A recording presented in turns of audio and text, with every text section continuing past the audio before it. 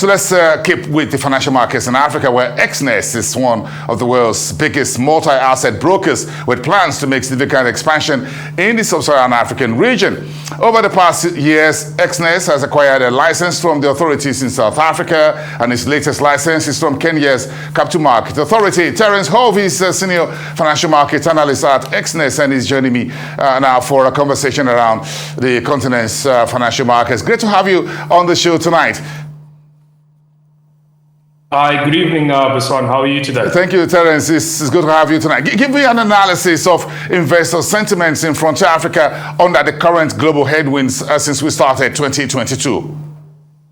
Yeah, I think 2022 earlier on, the sentiment was a bit upbeat, but I think as we've now started getting into the second half of the year, it started slowing down. I think inflation, as we've seen all around, has become the key thing, the biggest concern.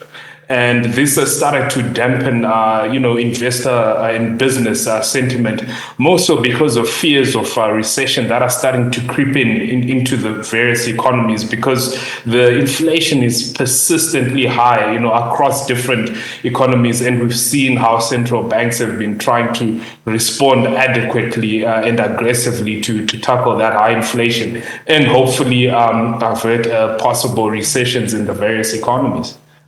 But what are the biggest geopolitical risks for Africa's financial markets right now? What effects are we likely to see in the short to medium term?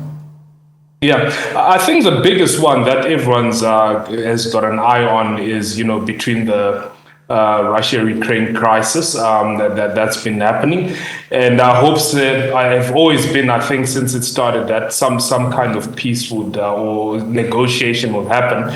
But at the moment, that is the key focus, and because of that, we've seen a lot of inflation coming into the different African economies. And this has been seen through energy, through fuel costs, and inherently this will be filtered into food prices as well. The cost to get these foodstuffs into different locations over different regions. And so if fuel is high, inherently it's going to affect into other aspects of the economy as well. Okay, so central banks across Africa are raising interest rates. Yesterday, Nigeria's central bank raised rates by 100 basis points. South Africa is on tap for tomorrow. Next week, you've got the Ghana and the Kenya central banks as well. So how would these monetary policy actions impact financial assets such as currency, debt, markets, and equities? Well, generally, if the normal interest rate path is normal, is not as aggressive as it were, it wouldn't be exceedingly much of a concern. But right now, the main concern is, for example, if you're in the equity markets, an increase in interest rates will tend to, for example, dampen consumers. And if consumers are not spending much, that means cash flows for those different entities are not going to be as strong. So, your future projections are likely going to be lowered. So hence we start seeing that in the different stock prices coming down.